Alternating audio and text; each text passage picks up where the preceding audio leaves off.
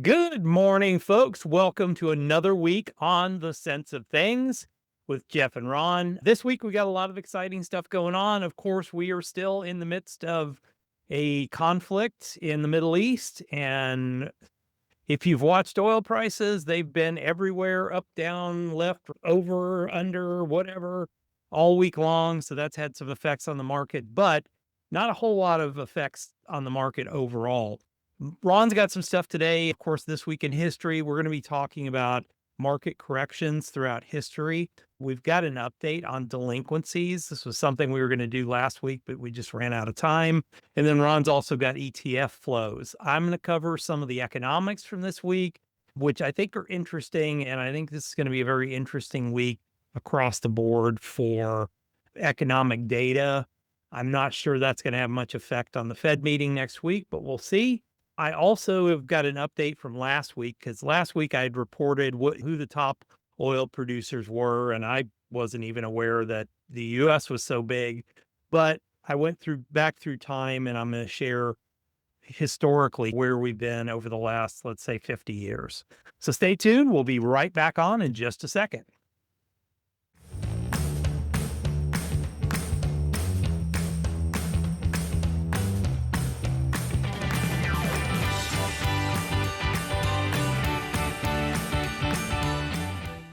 Everybody, welcome to the show. Ron, how are you, my friend? Good. I'm thinking about building an oil refinery in my backyard. It's funny, oil went all the way up, it came all the way down, but when they moved up the gas prices, they didn't move the gas prices back down. No, amazingly. And amazingly, everybody's right at here in our area, $3.19. It's, yeah, I just got gas yesterday. I got plus, shoot, I think it was 3.90, somewhere yeah, around there. yeah.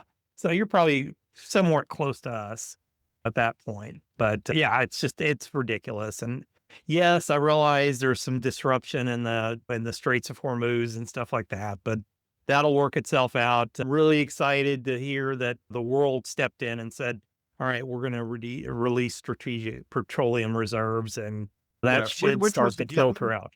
and we just announced we're doing it yesterday, which I think I was telling people it's going to happen. And that's what it's for. It's not for, hey, I want to get reelected in the fall. It's for these type of situations. It's interesting to see the first time really around the world, the ICE actually, they all stepped in and said, okay, we're going to release. So that gives us roughly 6 months of extra production that fill the void with what's going on in the Straits of Hormuz. And another reason why I don't recommend anything pegged to oil, because of exactly what's going on this week and last week. If you take a look at like a lot of the oil producers, they're all over the place. It doesn't matter if they're making money. Price goes up of oil, they make more money. Price goes down, they make less money. They could be the most efficiently run companies in the world. What's the price of oil? That's all you need to know. That's exactly right. And I'm not a big fan because I think it's largely manipulated around the world. Worse it is. Yeah. All right. Ready? Yep. Kick it off. All right. So this week in history, 1779, Congress establishes the U.S. Army Corps of Engineers. So think about it. That was pretty much right in the genesis of our country getting started and everything being established between, we talked about the Constitution and everything else. So I thought this was interesting. It got done pretty early. 1781, 2 years later, the Articles of Confederation are ratified after nearly 4 years of negotiation.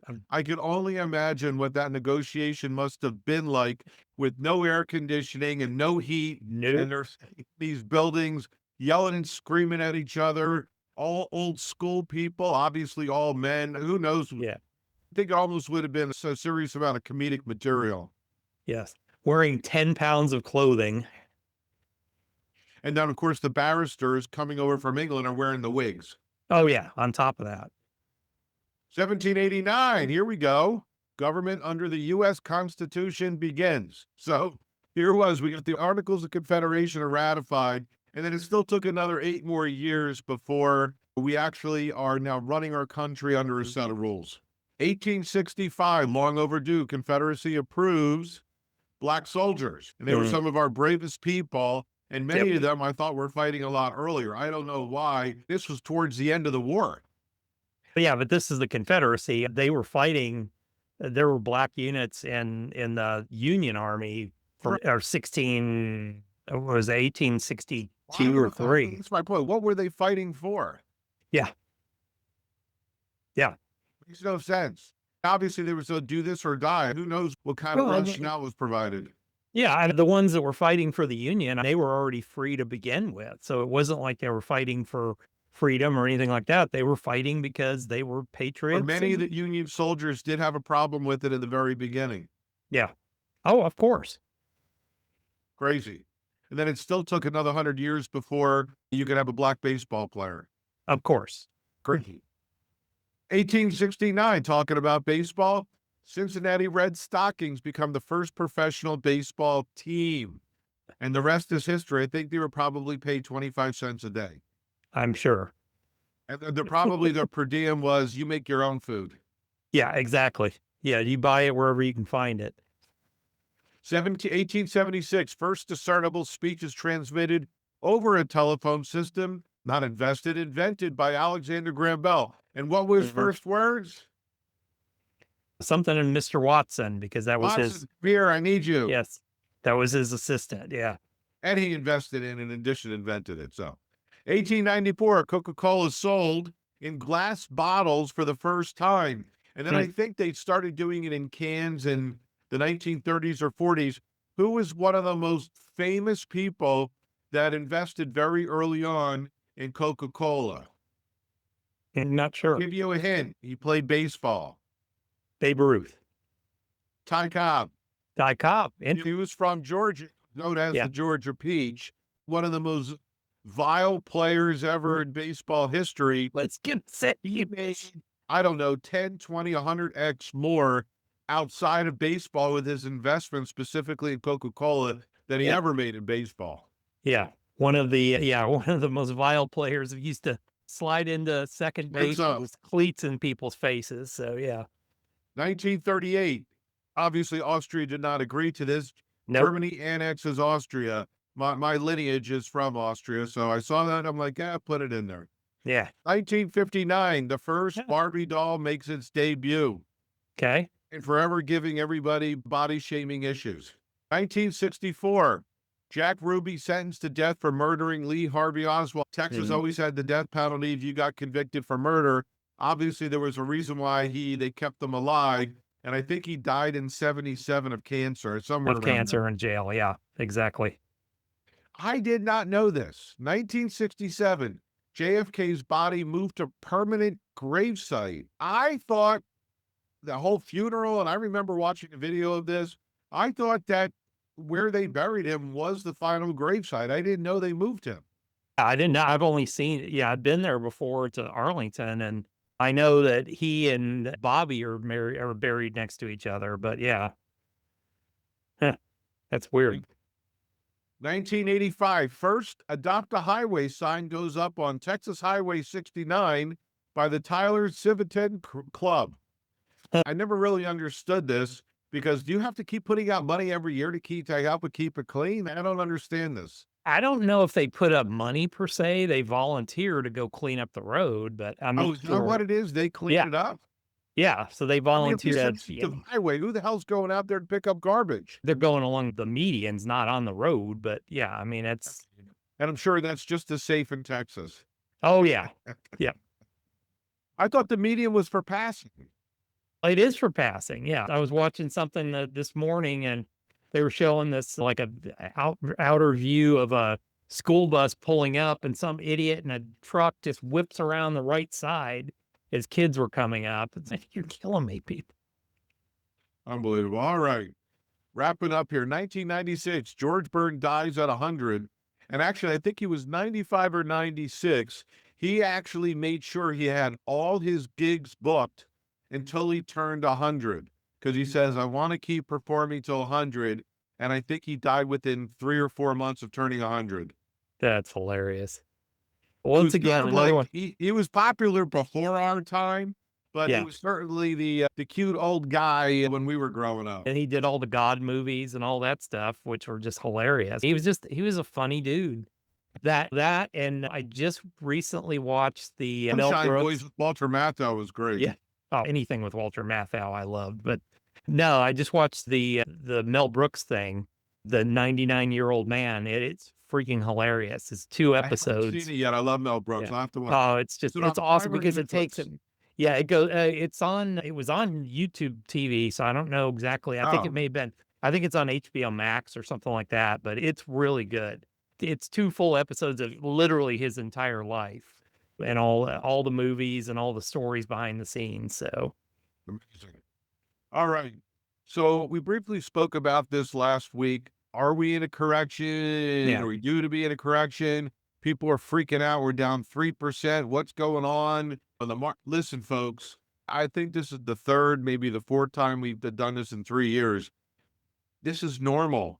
Yeah. Garden variety pullbacks of 5% happen an average of 3 times a year. They're out there for about 4 weeks. You get a flush out and then a return. And 10% Mhm. happens about every year and a half or so. This is normal. This happens. 15% about every 2 or 3 years. And then, yes, you get a big correction about every 5 to 6 years. Look at Mhm. even recent history in the last 10 years. Most of these numbers hold up. You can't get emotional. You got to plow through. And if you aren't prepared for some of these things, then you should. I'm sorry. If you're prepared, you shouldn't be emotionally charged. If you aren't Mhm. prepared, then then you know what? Then shame on you. Yeah. I think the biggest problem with it today is things move so stinking fast that you could have a 5% correction over a couple days and next thing the market just flips around on you. So it's very difficult to trade around this stuff or anything like that. We've been building up cash in portfolios just because with all the stuff going on with the war, I just keep expecting to see something. But I mean, as much as it goes down, it slaps back the other way just as quick. So, Been a Teflon market. yep. I think the next look, we could say this every week, but I think the next 2 weeks are going to be the most important with the market Yep. because either this thing is going to wind down or it's going to escalate. I know that sounds stupid, but I Mm. don't think it's just going to meander along here.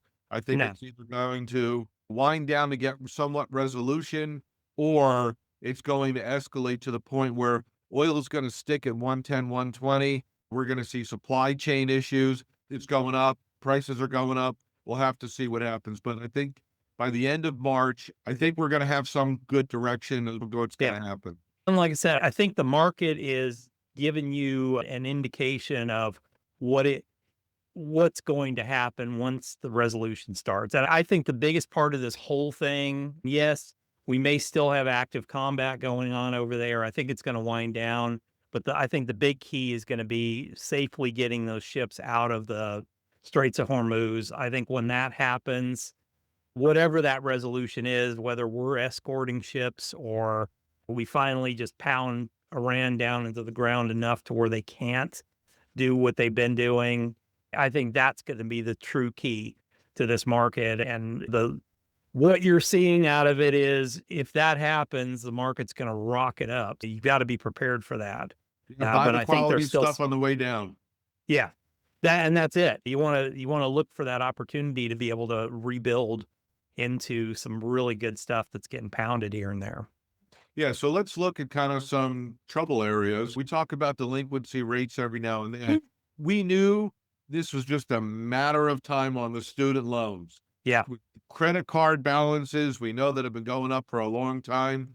Look, folks, this is not going away. The reason why you have the student loan in this area down here is because nobody was paying their student loans. They Yeah. had the student loan forgiveness, and now all of a sudden, oh crap, I didn't save money to put away for that. And then of course we all know what happened coming out of COVID with credit Mhm. cards. This is not going to get better. I remember the spike here in the auto loans. Notice the home equity revolve. I think the Mm. reason why it's so low, I know this from some clients that have really good credit. A lot of the banks are not giving them out, Yeah. Yeah. or they're giving out less, so they're Mhm. having less delinquency. Yeah. And so people are not having to or they're not being placed in a position where they're going to be in trouble. And then this chart, I think, says it all. If you're taking a look at how late are you in making payments, all you got to do, we can see what happened during the great financial crisis here. This trend is not good. Yeah. Coming out of COVID, right? With now all of a sudden you had to start paying your mortgage, you had to start paying rent, you had to start paying your student loans. I don't think this trend is going to reverse anytime soon. I don't think so either. Once again, so much of this revolves around hiring and firing that if we saw any slowdown in the economy, I could see those rates just going through the roof. And typically you got to watch layoffs, right? So you got to Yep. watch tech and you got to watch financial. Square Block just had a major layoff. I think it was a 20 or 30% of the company week. And Morgan Stanley is laying off 2,400 people across all their departments. Yeah. This is normal in Q1 of every year that there's always quote unquote a right sizing, but it could be the beginning. Who knows? All right. Now, the one thing that also propels markets is M&A. We saw what happened with Warner Brothers, Discovery between Paramount and Netflix.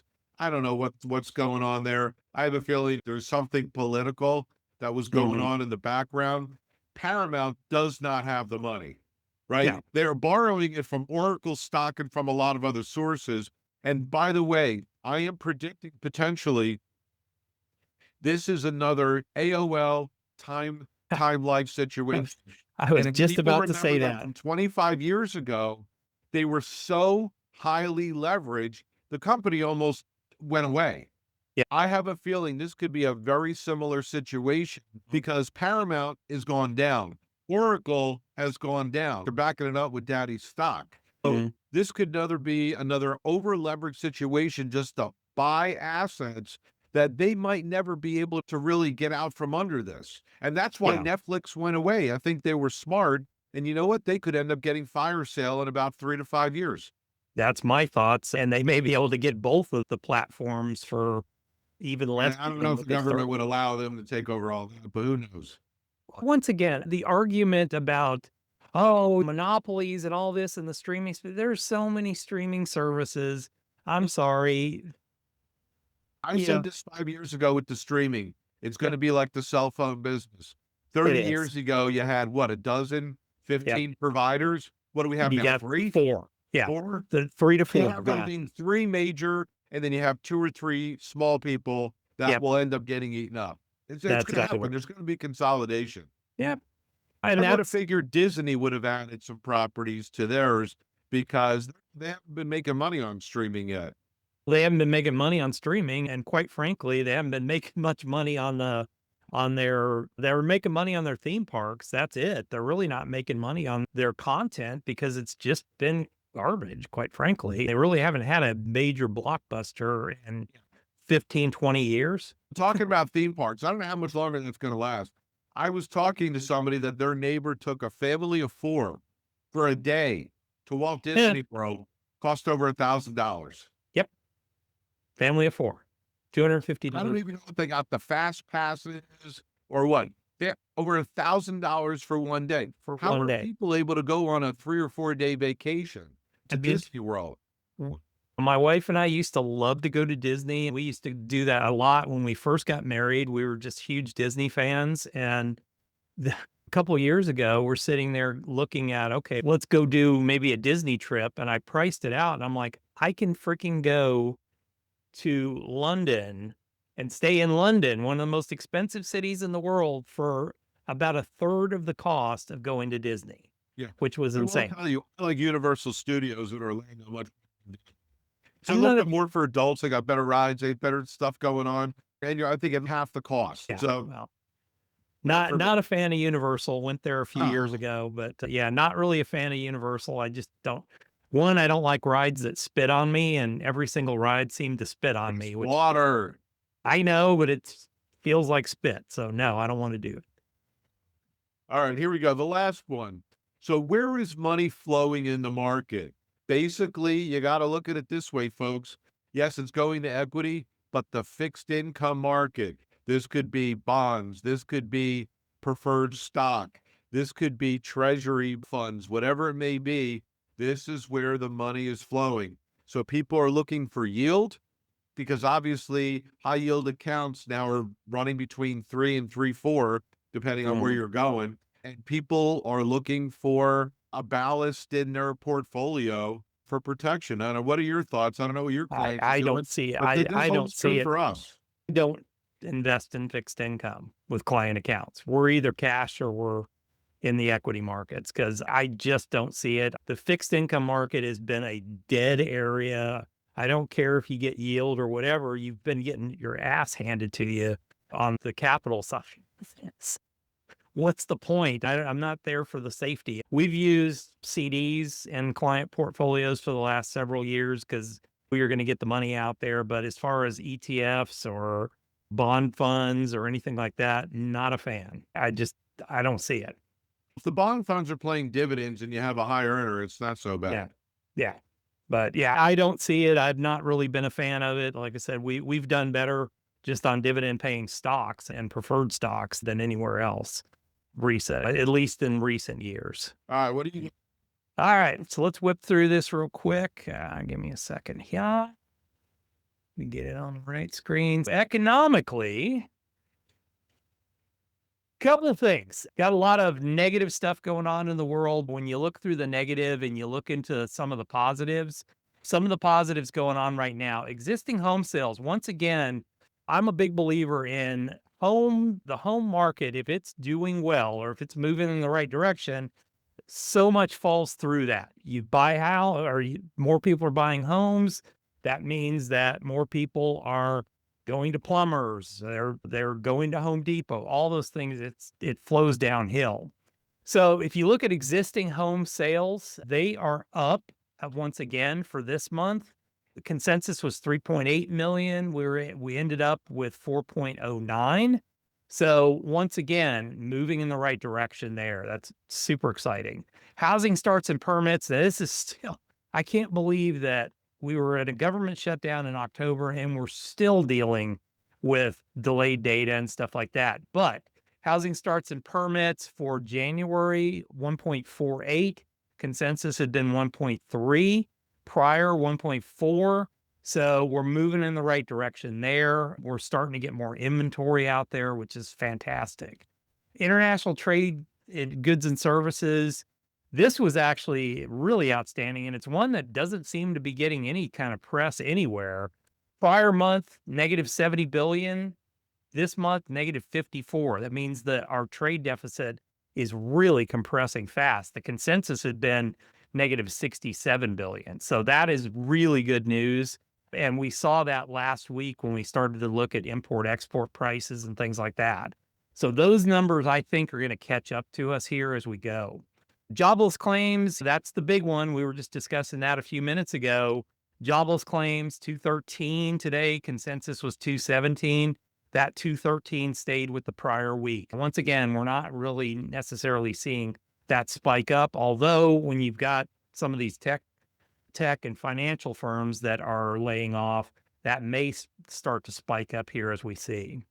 Last, I just want to go over what's left this week, and there's some big economic information coming up this week. This is off the Econo Day calendar. This is where I get all this. We've got durable goods orders tomorrow. That's big ticket items. So we want to see how that's going. GDP comes out, this first read on Q4, and then personal income and outlays. This is the PCE report. That's what the Fed follows. We've got a Fed meeting next week. So I personally don't think we're going to see any kind of a move in interest rates, probably not until Powell's out of the Fed in the summer. But I think they're just going to wait and see. And quite frankly, I don't really see any major need to make any changes to interest rates right now. We saw the CPI yesterday, stayed flat, not up, not down. There's not a lot of new information that would cause the Fed to go, we need to make any changes. What's your thoughts, Ron? I've been watching some of the news and they're predicting you're correct. No change. My biggest fear is we get the change happening with Warsh in May. Does he immediately bring down rates against the consensus of the group? That would Mm, bother me a lot. yeah. Because look, following this for quite some time now. They say, look, any change that's done to interest rates typically really doesn't have effect for 7 to 9 months or more. Yeah. If they want to try to make things happen before the midterms, they're going to need some pretty drastic action in May, June, or July. I Mhm. don't know. And remember, there's a 2-month layoff in July or between June and August until they get to Jackson Hole. So Yeah. what is there? Two possible Meetings between opportunities now and for then. change. Yeah. Yeah. I don't know. I mean, my big thing with this is I think the GDP tells a lot, but do you know if that GDP number is a current number or is that old data? Let me see here real quick. It'll tell us on here. So release 33 for For Q4. January or February? Yeah. No, this is that first read on it. It was originally scheduled for February 26th. So we are a couple weeks late on this one coming into it. So But it's I still think for this is January. so this will be like the January number at this point. This is still Q4. That's my point. It's the Yeah, January number for Q4. that's exactly correct. Oh Yeah. boy, that's not good. That's Yeah. not good. We're getting this that much later. No, once again, this is what freaking hacks me off with the politicians that, oh, we're going to fight it out with these government shutdowns and things like that. Now you've basically jacked this up and data that the market relies on for 4 or 5 months. They have 1 month of out and 4 months that it's completely jacked up. Once again, the same thing with what's going on with the Department of Homeland Security. Okay, you've jacked this whole thing up and it's going to take them friggin' 6 months to get back to where they were because you dipshits keep doing that over and over again. I know. I know, but then that's the whole point. They could be going by an initial read, but Yeah. we'll see how much it changes. We Yeah, don't. it'll be, I think, April, May before we really know what Q4 GDP was at that point because we're 2 months behind. Yeah, still. All right. All right. So last thing I wanted to cover, and this was you had asked me the question, hey, where were we in the past when we were talking about the top 10 oil producers? Let me go back to the data from last week. Let me see if I can bump this up just a little bit in size here. Although this isn't real pretty, this was off of Grok, but it gave me the numbers that I needed. The numbers I gave last week, actually, I think were 2024. So this is more current, 2025. This was based off of the end of like December of 2025. Top 10 oil producers in the world, United States at 13.6 billion or 13.6 million barrels per day. Saudi Arabia right behind us at 10.1. Russia at 10, or just right 10. at about 10 million. Canada way up there. I wasn't aware China produced as much as they do. I know Actually, they Canada is what surprises me more than anything else on that chart. Yeah, and it's interesting when you look at it in history as we go back here. Iraq's up there, Brazil, which I wasn't aware Brazil produced as much as they do. The UAE, Iran, and then Kuwait are the top 10. That rounds out the top 10. So this is where Iran falls in the world here, 3.1 million barrel, million Kuwait barrels. generates that much because I think they're like the size of Delaware. Yes, UAE, same thing. UAE, and UAE is one big gigantic desert and one little section where they produce oil and things like that. It's amazing they produce as much as they want. What did it look like in history? So if we go back in history, in 1970, US was the number one world producer at 9.6. So we've since that time are another, let's say, 4 million barrels per day.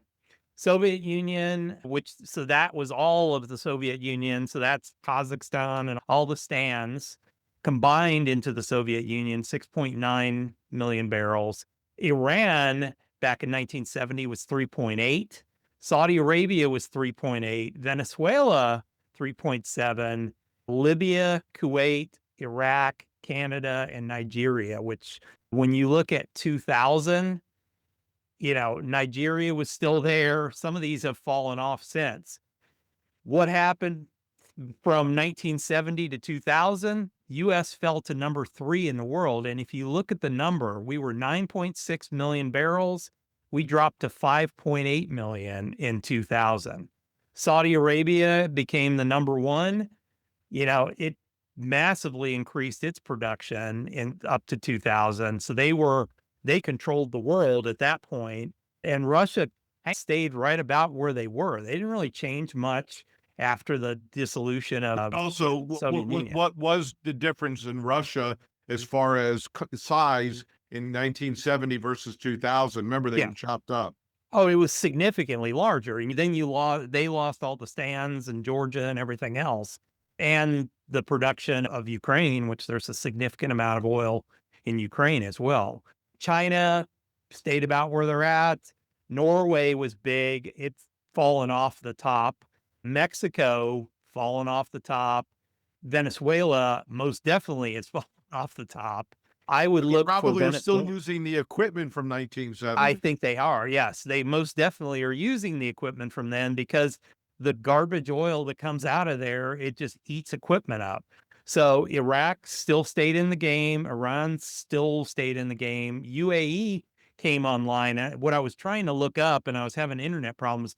I was trying to figure out when the UAE became, were they existent before? When were they founded? And I couldn't get Google to work. In Nigeria, once again, all those have fallen off a little bit. Canada has picked up significantly. I started thinking about it and I'm like, what's the unique thing about why all of this picked up? And it's largely because of US technology. When you look at US technology of the ability to do horizontal drilling and things, that certainly sparked us up. It's helped Saudi Arabia, our friends, at least we think they are, massively pick up their production. Canada, once again, they were able to get into the oil sands more with horizontal drilling. I think Brazil's about where they were at, UAE's about where they were at, Iran's where they were at, Kuwait, once again, they've been able to access more of that as a result of horizontal drilling. It's intriguing to see where we've regained or we've rebalanced back to where we were in 1970 and we've become an oil exporter again instead of an importer. Yeah, to answer your question, the UAE was founded December 2nd, 1971. Okay, interesting. But yeah, it took them a few years to get to where they are, but they're a major producer in the world today. And I think they're going to continue to be, but I don't think they're really going to dramatically increase because they're so small. Kuwait, same thing. They're so small that I don't really think they have the capability to produce much more oil at this point. But at least what I would say is out of all these top producers in the world, at least several of them are our friends and work with us on a lot of this stuff and instead of against us. I agree. No, it's good stuff. Yeah, I thought it Wish we was put the interesting. hashtags in there to graphically display how much they have. Yeah, and I think it was much easier to see that today, but I'm like I said, it's intriguing to me that even with all that we've done, we really haven't increased our production dramatically from what we were doing in 1970. I think it was just easier to drill for. Now we've got to work at it a little bit more. I agree. I Yeah. agree. Good stuff. I'm glad we reviewed that. Yep. Great. Thanks, folks, for joining us. We'll see you back here next week. God knows what's going to happen between now and then, but we will see. We will see what happens, and we're hopefully getting closer and closer to the end of conflict. And I think when that happens, we'll probably see the market shoot up pretty dramatically at that point. But who knows? So thanks a lot, and we'll see you guys back here the very next time.